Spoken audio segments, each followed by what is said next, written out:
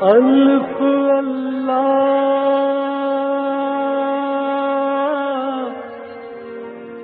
چمبے دل بوٹی میرے من وچ مرشد لائی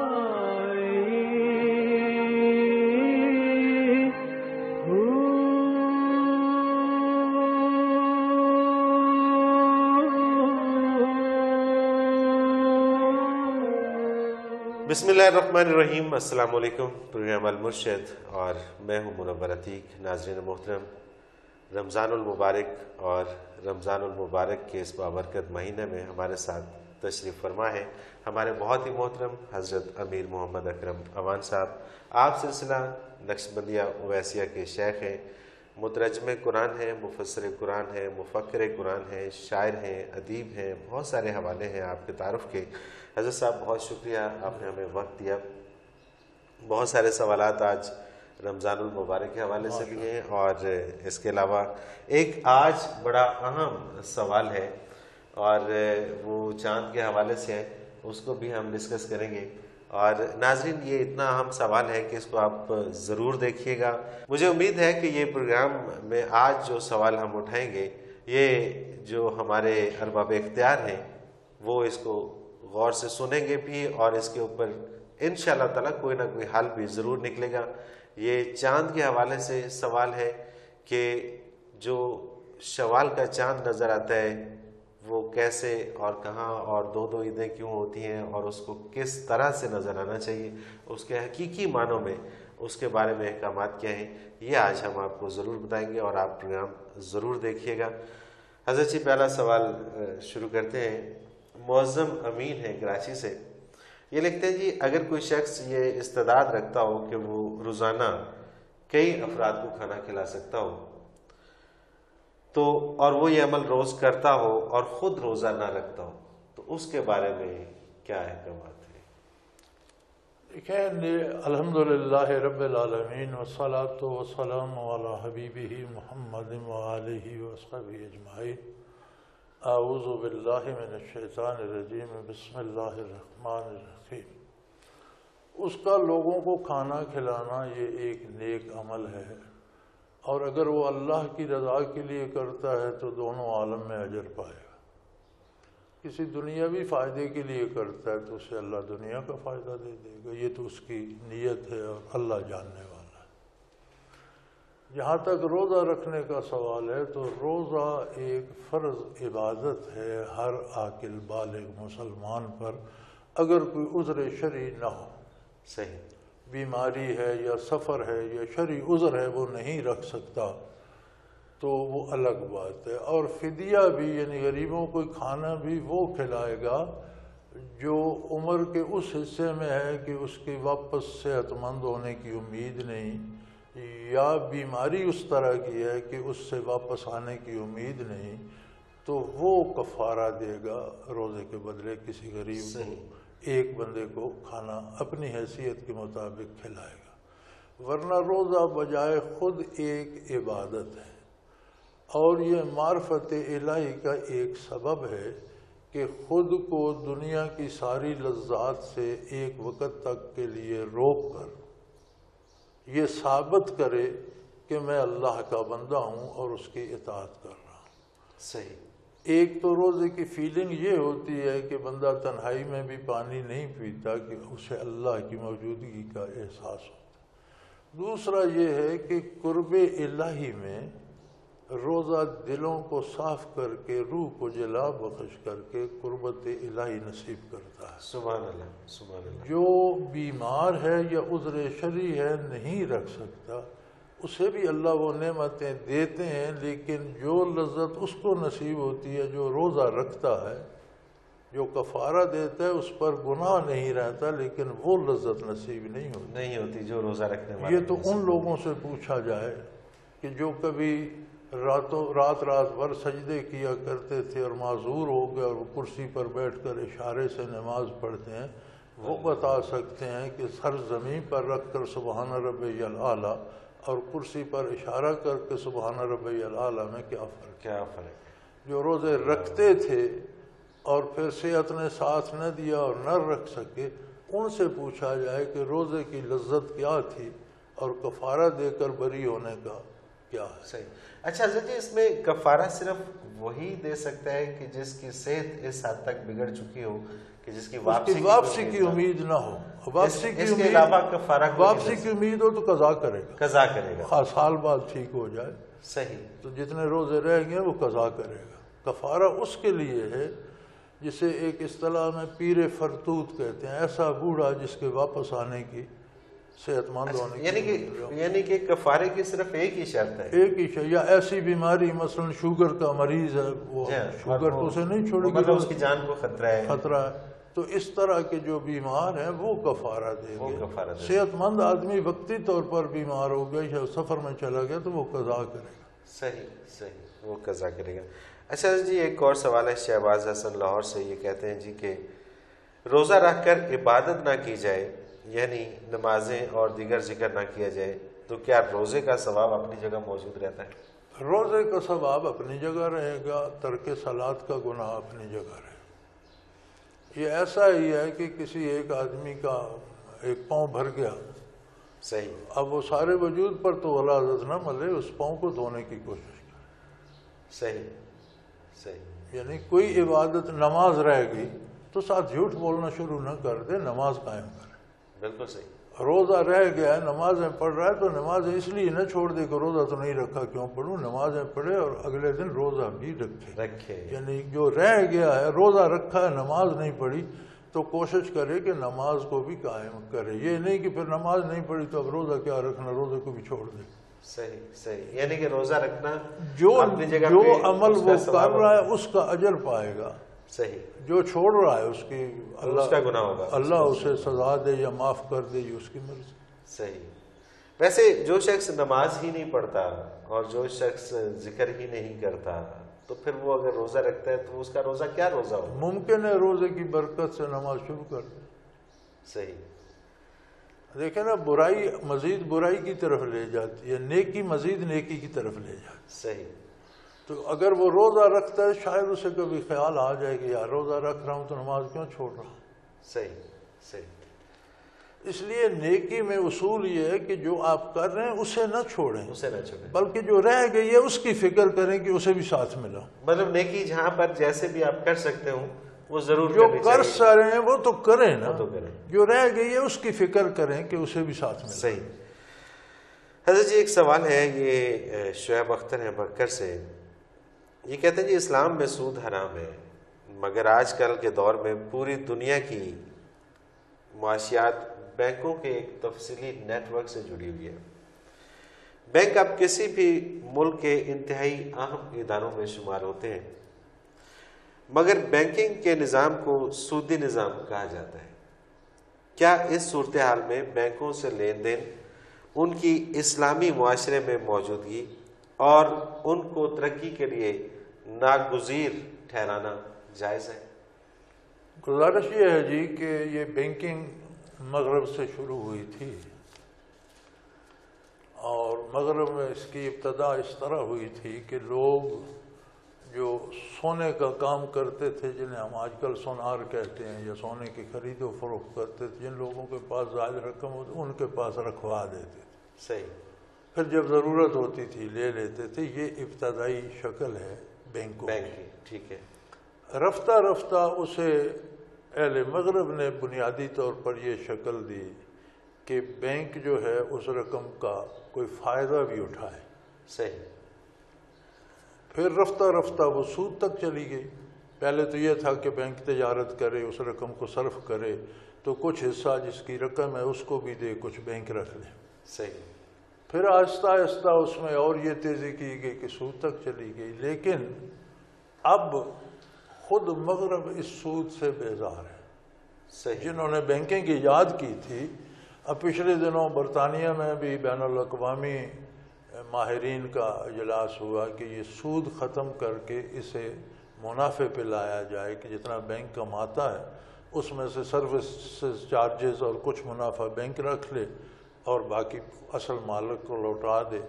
جاپان نے، آپ حیران ہوں گے کہ جاپان نے شروع کر دیا ہے بلا سودی بینکنگ۔ اچھا، ہاں، جاپان نے بلا سودی بینکنگ شروع کر دی ہے کہ بینک کے سود جو ہے یہ ہماری معیشت تباہ کر رہا ہے۔ امریکہ میں اس پہ غور ہو رہا ہے کہ بینکنگ کو سود سے پاک کر کے نفع نقصان پہ لایا جائے اور زکوٰۃ کا نظام رائج کیا جائے، یہ بہت بڑا ٹیکس جمع ہوتا ہے۔ اچھا، زکوٰۃ کے نظام کے حوالے سے امریکن سوچ رہے ہیں، برطانوی یورپ سارا سوچ رہا ہے اچھا کہ ہم سارے ٹیکسز لگاتے ہیں، کیوں نہ اتنے بڑے مختلف ٹیکسز لگانے کی بجائے صرف نظام زکوٰۃ نافذ کر دیں۔ 2.5% سالانہ ہر امیر آدمی دے تو ہمیں تو کسی ٹیکس کی ضرورت نہیں ہے۔ اچھا، وہ بھی 2.5% کے اوپر ہی وہی اسلامی زکوٰۃ پہ آ رہے ہیں کہ اگر 2.5% ہر امیر آدمی دے تو عام آدمی تو ٹیکس لگانے کی ضرورت ہی نہیں رہتی۔ سبحان اللہ۔ تو دوسری صورت عرض کر دوں کہ ایک ہماری مجبوری ہے کہ اب ہمارے پاس اگر پیسہ ہے تو ہم اسے کیسے رکھیں، چور ڈاکو خطرہ یہ وہ، تو ہم بینک میں رکھتے ہیں، لیکن بینکوں میں شروع سے یہ دی گئی ہے گنجائش کہ آپ بلا سود رکھ لیں، اپنا پیسہ رکھیں، اپنا پیسہ لے لیں، صحیح، اور سود میں شراکت نہ کریں۔ اب میں الحمدللہ 60s کے شروع بلکہ 50s کے لیٹ 50s سے انکم ٹیکس پے ہی ہوں۔ صحیح صحیح۔ تب خال لوگ انکم ٹیکس دیا کرتے تھے، تو تب سے میرا 50s میں لیٹ 50s میں تب سے میرا انکم ٹیکس نمبر جو ہے آئی ڈی میرے پاس ہے، اب تک دے رہا ہوں۔ تو میرا پیسہ تو بینک میں ہوتا ہے، لیکن میں تب سے اب تک الحمدللہ میں نے سود نہیں لیا۔ کرنٹ اکاؤنٹ ہوتا ہے، کوئی سود نہیں ہوتا اس پہ، بلکہ مجھ سے بینک الٹے سروسز چارجز لیتا ہے۔ صحیح، مجھے سود بھی نہیں دیتا اور مجھ سے اخراجات لیتا ہے۔ میری پاس بک، میری چیک بک قیمتاً آتی ہے اور سالانہ مجھ سے کاٹتا ہے بینک سروس چارجز کی رقم، کوارٹرلی بیسس پہ کاٹ رہا ہے یا چھمائی مجھے پتہ نہیں، لیکن رقم کاٹتا ہے مجھ سے۔ صحیح۔ تو حضور اکرم صلی اللہ علیہ وسلم کا ارشاد گرامی تھا کہ ایک وقت آئے گا کہ جو لوگ سود کھانا نہیں چاہیں گے ان کے حلق میں بھی سود کی گرد جائے گی۔ صحیح۔ اب وہ وقت ہے، ہم سود کھانا نہیں چاہتے، لیکن ہمارا پیسہ جو ہم ان کے پاس رکھتے ہیں وہ تو آگے سود پہ دے کر اس پر سود لے رہے ہیں۔ جی ہاں، ایک ڈسٹ سود کی جو ہے بلا اختیار وہ آ رہی ہے، ہمارے حلق میں بھی جا رہی ہے، لیکن اس کا انشاءاللہ مواخذہ نہیں ہوگا چونکہ اس پہ ہماری دسترس نہیں ہے۔ صحیح۔ اچھا، جو چیزیں ہماری دسترس میں نہیں ہیں تو اسے ہم نہیں روک سکتے۔ ہم تو وہ پیسہ امانتاً رکھنے ہیں، سود کے لیے نہیں دیتے۔ اب یہ بینک کی زیادتی ہے کہ وہ ہمارے پیسے کو بھی سود پہ دے دیتا ہے۔ صحیح۔ بینک میں تو ایسا کوئی نہیں نا کہ کرنٹ اکاؤنٹ والوں کا پیسہ نہ دیا جائے اور سیونگ ان کے پاس جو آیا انہوں نے دینا ہے، تو وہ ہمارے اختیار میں نہیں۔ لیکن ہم سود نہیں لینا چاہیں تو یہ ہمارے اختیار میں ہے۔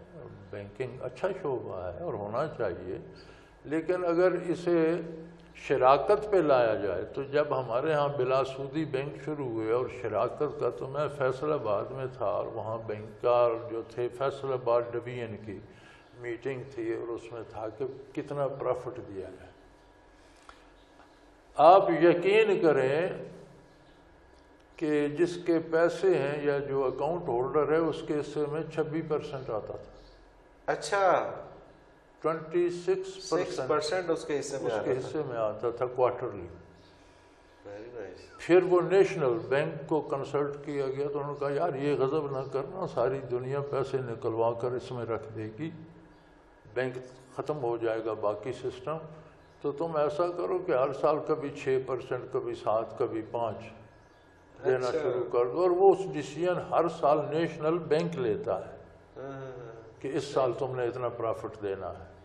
یہ جو ہمارا بلا سودی چل رہا ہے یہ بھی سود پر ہے، یہ بھی سود پر ہے، مطلب اس میں بھی بلا سود والی کوئی بات نہیں۔ ناظرین محترم، آپ بھی اس پروگرام میں شامل ہو سکتے ہیں، آپ ہمیں اپنا سوال بھیج سکتے ہیں۔ اسکرین پر ہمارا نمبر بار بار ابھرتا ہے، آپ اس کو نوٹ فرما لیجئے، 0333 4955 اس پہ آپ ہمیں SMS کر سکتے ہیں اپنے سوالات، اور اگر آپ ای میل کے ذریعے ہم سے رابطہ کرنا چاہیں تو میل ایڈریس ہے almurshid313@hotmail.com۔ ایک مختصر سا کمرشل بریک اور اس کے بعد آپ کو بتائیں گے کہ شوال کا چاند نظر آنے کے حوالے سے کیا ہونا چاہیے اور کیا ہو رہا ہے. ایک مختصر سا کمرشل بریک، ہمارے ساتھ رہیے.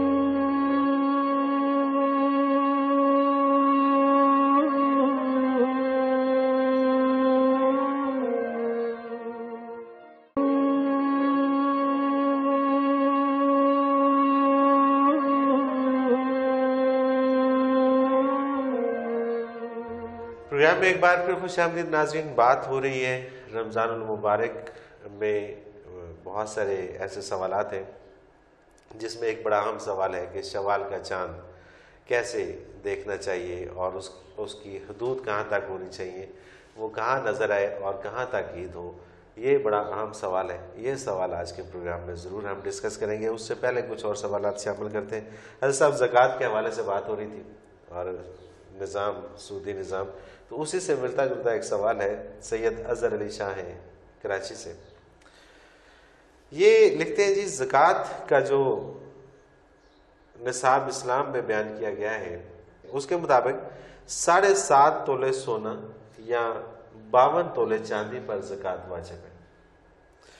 حضور صلی اللہ علیہ وسلم اور خلفائے راشدین کے وقت 7.5 تولے سونے اور 52 تولے چاندی کی قیمت برابر تھی، جبکہ آج کل اس میں بہت بڑا فرق آ چکا ہے.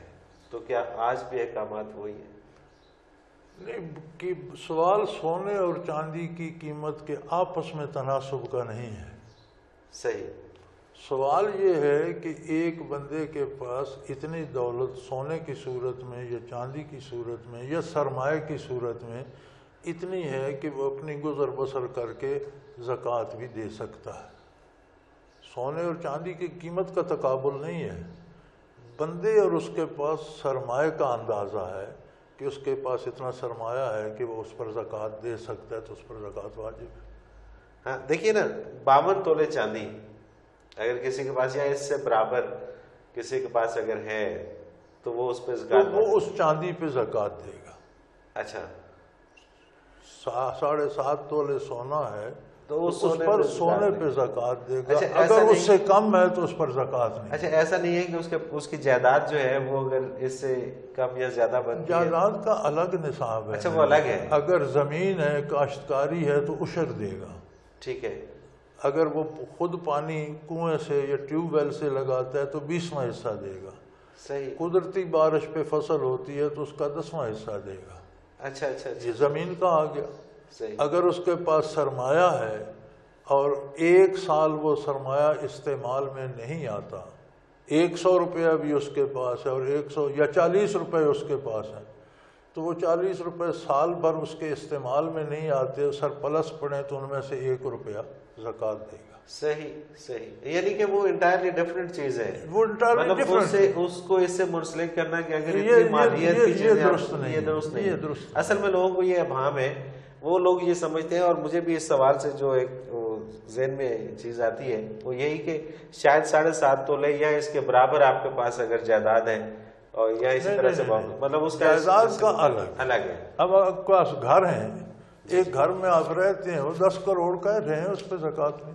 صحیح. ایک گھر آپ کے پاس ہے، اس سے آپ بزنس کرتے ہیں، کرایہ لیتے ہیں، تو پھر اس کی مالیت کے مطابق زکوٰۃ آئے گی. صحیح صحیح. اسے آپ بزنس کے طور پر استعمال کر رہے ہیں. بالکل صحیح. جس طرح سے ٹیکس لگا رہے ہیں، جس طرح ٹیکس لگا جو رینٹ آؤٹ کیا ہوا ہے اس کا ٹیکس اور ہے، جس میں آپ رہتے ہیں وہ تو ٹیکس. یہ جو ہے، یہ معیار جو ہے یا رقم کا جو معیار ہے یہ ہے کہ ایک بندے کے پاس اب 40 روپے ہیں اور وہ سال بھر انہیں استعمال نہیں کرتا، یعنی اس کے پاس اتنا اور ہے کہ 40 پڑے تو وہ 40 میں سے 1 روپے اللہ کی راہ میں دے گا سال کے بعد. صحیح. بالکل. 100 ہے تو اس میں سے 2.5 دے گا، 1000 ہے تو اس میں سے. اب جو رقم استعمال ہو رہی ہے اس پر زکوٰۃ آج رقم آئی ہے. ایک یہ بھی رواج ہو گیا نا کہ رجب میں یا شعبان میں یا رمضان میں ہم زکوٰۃ دیتے ہیں، یہ رواج درست نہیں ہے. اچھا، یہ ضروری نہیں ہے کہ ہم نے جو رقم آپ کے پاس آئی اور وہ سرپلس ہے، آپ کی ضرورت سے زائد ہے، جب اسے سال مکمل ہوگا اس دن اس پہ زکوٰۃ واجب ہے. اچھا اچھا اچھا اچھا اچھا. یہ بہت بڑا نکتہ ہے حضرت جی. اور میں سمجھتا ہوں یہ اب یہ ضروری نہیں کہ آپ کے پاس یہ سارے لوگ انتظار کرتے ہیں کہ رمضان شریف آئے گا اور رمضان شریف میں جتنی ہماری وہ فنڈ لینے والی این جی اوز ہیں وہ بھی رمضان شریف میں ایکٹیو ہوتی ہے. یہ رواج ہو گیا, یہ رواج ہو گیا. مطلب رقم آپ کے پاس کبھی بھی آ سکتی ہے. صحیح. آپ کے پاس اگر وہ آپ کے سال میں خرچ ہو جاتی ہے, استعمال ہو جاتی ہے, ٹھیک ہے. صحیح. اگر آپ کی ضروریات سے زائد ہے, 10 لاکھ ہے, 5 لاکھ ہے, تو جب سال پورا ہوگا اس پر زکوٰۃ واجب ہو جائے گی. صحیح. یعنی کہ اس کا تعلق اس کے سال نہیں, جب رقم یہ آتی تو ہے روزانہ کی بیسس پہ, ابھی زکوٰۃ تو روز ہوتی ہے. صحیح. آپ کی آمدن روز اگر ہوتی ہے تو سال بھی اسے روز پورا ہوتا ہے, زکوٰۃ بھی روز ہوتی ہے. یعنی جو سرپلس رقم آپ کے پاس آ جاتی ہے اور وہ سال بھر استعمال نہیں ہوتی, آپ کی ضرورت سے زائد ہے, سال کے بعد 2.5 روپے سینکڑا اس میں سے اللہ کی راہ میں. اور یہ سبحان اللہ, سبحان اللہ. یعنی کہ یہ حکومتی ٹیکس نہیں ہے جو جون میں یہ روزانہ کی. اور اگر اصل بات یہ ہے کہ اسلامی ریاست پر واجب یہ ہے کہ وہ نظام زکوٰۃ رائج کرے اور اپنی ضروریات کو زکوٰۃ سے پورا کرے, تو کروڑوں اربوں روپے روزانہ کی اسے یہ آمدن ہے. سبحان اللہ. پھر زکوٰۃ سے آپ اپنا قرض ادار سکتے ہیں, سود میں زکوٰۃ نہ دیں. صحیح. آپ اپنے فلاحی جتنے ادارے ہیں, اسپتال, سکول, وہ بنا سکتے ہیں. آپ اپنی فوجی اخراجات پورے کر سکتے ہیں. اور اسلامی ریاست کو ٹیکس لگانے کی اجازت وہاں ہے جہاں زکوٰۃ پوری نہ ہو رہی ہو, تو بہتر ہے پہلے والنٹیئر سے پیسہ مانگا جائے. صحیح. بجائے ٹیکس لگانے کے. صحیح. کہ صاحب ثروت کو اپیل کی جائے. اگر اس سے وہ خرچ پورا ہو جائے تو عام آدمی پہ ٹیکس نہ لگائے. لیکن اس سے بھی پورا نہیں ہوتا تو وہ ضرورت پوری کرنے کے لیے ٹیکس نافذ کر دیں. جب وہ ضرورت ختم ہو جائے ٹیکس ختم ہو جائے گا. سبحان اللہ. کتنا خوبصورت نظام ہے, ہم کہاں پھنسے ہوئے. اگر وہ ضرورت آپ کی ہنگامی تھی, جنگ ہو گئی, لڑائی ہو گئی, بغاوت ہو گئی, اس پہ خرچ آ گیا, آپ نے ٹیکس لگایا, جب وہ ضرورت پوری ہو گئی ٹیکس ختم ہو جائے گا. صحیح. چیز آپ درآمد کرتے ہیں ریاست اسلامی باہر سے, تو حکومت اس پر ایک دفعہ ٹیکس لے سکتی ہے جب سرحد سے آتا. صحیح. پھر اس پر کوئی ٹیکس نہیں. یا تو یہ حال ہے نا جی کہ زمین پہ ٹیکس ہے, کھاد پہ ٹیکس ہے, ڈیزل پہ ٹیکس ہے, ٹریکٹر پہ ٹیکس ہے. پھر جب وہ فصل ہوتی ہے تو آپ پھٹی بیچنے جاتے ہیں, اس پہ ٹیکس ہے. روئی بنتی ہے, الگ ٹیکس ہے. دھاگا بنتا ہے, الگ ٹیکس ہے. کپڑا بنتا ہے, الگ ٹیکس ہے. کپڑا ہول سیل میں جاتا ہے, الگ ٹیکس ہے. ریٹیلر کے پاس جاتا ہے, الگ ٹیکس ہے. خریدنے جاتے ہیں تو پھر ٹیکس دو. یہ تو ٹیکس ہی ٹیکس ہے. یہاں اس کی اجازت اسلام نہیں دیتا. صحیح. حضرت جی, آج کا بڑا اہم سوال اور جس کا انتظار یقیناً بہت سارے میرے ناظرین کو بھی ہے. ندیم ہاشمی کی طرف سے یہ سوال آیا. ندیم ہاشمی لکھتے ہیں کہ جی, ہمارے ہاں ہر رمضان میں جب عید کا چاند دیکھنا ہوتا ہے, شوال کا چاند جب دیکھنا ہوتا ہے, تو اکثر ملک میں 2 جگہ عید ہوتی ہے, کہیں پہلے نظر آ جاتا ہے, کہیں بعد میں, اور یہ جھگڑا تقریباً ہر سال رہتا ہے. اگر چاند نظر آتا ہے کراچی میں اور اس میں ہم وہ کہتے ہیں کہ جی ہم یہ مثال, یہ ایگزامپل کر لیتے ہیں کہ کیونکہ وقت کا ڈفرینس ہے کہ آدھا گھنٹہ لیٹ ہے کراچی میں, آدھا گھنٹہ بعد مغرب ہوتی ہے. اگر ہم یہ تعین کر لیں کہ بھارت پاکستان کا حصہ ہے اور ایک ہی وزیر اعظم ہے یا ایک ہی ملک ہے, تو کراچی میں اور انڈیا سے اگر ہم انڈیا کی اگر ہم بات کرتے ہیں, وہ سارا ہم اس میں شامل کر لیں, 2 گھنٹے کا بھی فرق آتا ہے. تو کراچی میں اگر چاند نظر آ جاتا ہے, وہاں کسی جگہ نظر نہیں آتا, تو کیا حکومت یہ اعلان کر سکتی ہے کہ سب جگہ پہ عید ہونی چاہیے؟ یا اسی طرح سے اگر کوئی فرق لاہور اور کراچی کے اندر آتا ہے تو کیا 2 عیدیں ہو سکتی ہیں ایک ملک کے اندر؟ کیا اس کا نظام کیا ہونا چاہیے؟ گزارش یہ ہے, نبی علیہ الصلوۃ والسلام نے جو ارشاد فرمایا وہ بہت خوبصورت ہے. آپ صلی اللہ علیہ وسلم نے فرمایا, یہ صرف عید کی بات نہیں ہے, ہم اس کو نوٹ نہیں کرتے, روزہ رکھنے میں بھی فرق آتا ہے. کوئی ایک دن آج رکھتا ہے, کوئی کل. جی لیکن وہ تو روزہ رکھنے کی بات ہوتی ہے, پوچھتے ہم نہیں, اہمیت اس کی بھی. صحیح, بالکل صحیح. تو حضور صلی اللہ علیہ وسلم نے فرمایا, صوموا لرؤیتکم افطروا لرؤیتکم. او کما قال رسول اللہ، اپنی دید پر اپنا چاند دیکھ کر روزہ رکھو، اپنا چاند دیکھ کر افطار کرو۔ یہ اپنا سے کیا مراد ہے؟ اس کا مطلب ہے کہ ٹائم زون کے ساتھ چاند کے اوقات بدلتے جاتے ہیں۔ جس زون میں آپ ہیں اس میں چاند نظر آیا تو آپ روزہ رکھیں، صحیح۔ جس زون میں آپ ہیں اس میں چاند نظر آیا تو آپ کی عید ہوگی، اگلے زون میں نظر آیا تو آپ کی عید نہیں ہوگی، نہیں ہوگی۔ یعنی کہ اب آپ بھارت کو چھوڑ دیں، ٹھیک ہے، لاہور اور کراچی میں آدھا گھنٹہ فرق ہے۔ صحیح۔ آج جو سائنس ہے وہ اس بات پہ پہنچ چکی ہے کہ آدھا گھنٹہ پہلے چاند کی عمر کتنے منٹ یا سیکنڈ ہوگی، صحیح، آدھا گھنٹہ بعد اس کی عمر کتنے سیکنڈ ہوگی۔ اس عمر کے حساب سے جتنا وہ سورج سے دور ہوتا ہے اس طرح نظر آتا ہے۔ عین ممکن ہے کہ اس دن چاند لاہور نظر نہ آنا ہو لیکن آدھ گھنٹے بعد چاند کراچی نظر آ جائے۔ صحیح۔ تو یہ جس طرح سن زون ہے جی جی، کہ کہاں کتنے بجے صبح ہوگی، آپ ہر جگہ تو فجر کی نماز ایک وقت میں نہیں پڑھ سکتے، سوال ہی پیدا نہیں ہوتا جی، وہ تو اسی طرح آپ چاند کے بھی زون بنائیں صحیح کہ اگر چاند کراچی یا چاند مردان یا چاند پشاور یا چاند پنڈی میں نظر آتا ہے تو اس کا زون کیا ہے، کتنے ایریے میں عید ہونی چاہیے۔ صحیح، یعنی کہ اس کا زون یہ ان کے ساتھ سائنٹسٹ کے ساتھ مل کے بنایا جا بلکہ سکتا ہے۔ یہ طول بلد میں بنے گا زون، صحیح، قطب جنوبی سے قطب شمالی تک یہ زون بنتا ہے۔ صحیح ہے، اب اس طرح ہوتا ہے نا، اب یورپ اور امریکہ کے کچھ علاقے اس زون میں آتے ہیں جس میں سعودی عربیہ ہے، صحیح، طول بلد ہے نا، بالکل صحیح، وہ اس کے ساتھ عید کرتے ہیں۔ کچھ دوسرے زون میں آتے ہیں جس میں موراکو وغیرہ ہے، صحیح، وہ اس کے ساتھ عید کرتے ہیں۔ تو یہ چاند کے زون ہونے چاہیے۔ پاکستان کا بھی کیا ایک زون بن سکتا ہے؟ یا پاکستان میں زون دو ہیں تو عیدیں دو ہوں گی، تو روزے بھی مختلف، ایک دن پہلے ایک دن بعد رکھا جائے گا۔ جب چاند وہاں نظر آتا ہے تو رمضان شروع ہوتا ہے، صحیح، جب چاند نظر آتا ہے تو شوال شروع ہوتا ہے۔ تو جن علاقوں میں نظر آنا ممکن ہی نہیں ان میں عید کیسے ہو؟ کیسے ہو سکتی ہے؟ مطلب یہ اگر کراچی میں اور نظر آ یہ جاتا ہے، کیسے ممکن ہے کہ آپ روئے زمین پر نماز ایک وقت میں نہیں پڑھ سکتے، پورے ملک میں ایک وقت پر نہیں پڑھ سکتے؟ بالکل صحیح، آپ پورے ملک میں صبح یا شام ایک وقت پر نہیں کر سکتے تو ایک وقت پر عید کیسے کر سکتے ہیں؟ ایک زون میں ایک عید ہوگی، بالکل صحیح، خواہ مختلف علاقوں میں 10 عیدیں ہوں، 2 ہوں، 4 ہوں۔ کیونکہ بڑے واضح احکامات ہیں کہ اپنا چاند دیکھ کر عید کرو، اپنا چاند دیکھ کر روزہ رکھو، اپنا چاند دیکھ کر عید کرو۔ کرو۔ اپنا سے مراد ہے اپنا زون۔ اپنا زون، اور یہ زون کا تعین کرنا بہت ضروری ہے۔ ارباب اختیار اگر اس پروگرام کو دیکھ رہے ہیں تو ان کو بھی یہ سمجھ لینا اب چاہیے دیکھیں کہ نا، جب ہم امریکہ جاتے ہیں تو ہم ایک نقشہ لے لیتے ہیں ٹائم زون کا، صحیح، اس میں امریکہ کا نقشہ بنا ہوئی لائنیں لگی ہوئی ہیں، بالکل صحیح، 6 مختلف ٹائم ہیں امریکہ کے۔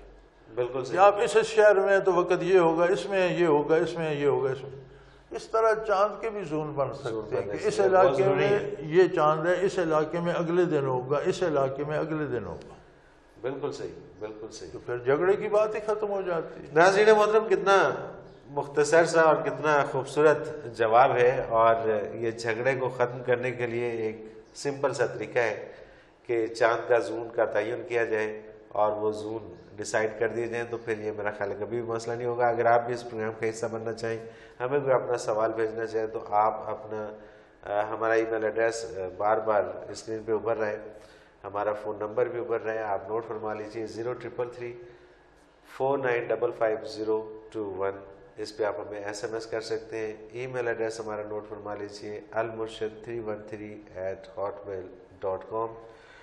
حضرت صاحب بہت شکریہ، اور مجھے امید ہے کہ انشاءاللہ تعالیٰ اس پروگرام کے توسط سے ارباب اختیار کچھ نہ کچھ غور ضرور اگر کریں گے۔ توجہ فرمائے تو آسان سا مسئلہ ہے، آج کے دور میں تو کوئی مشکل نہیں۔ یہ پروگرام کا وقت اپنے اختتام پہنچا۔ ناظرین محترم، نیکسٹ پروگرام تک منورتی کو اجازت دیجیے۔ اللہ حافظ۔ لا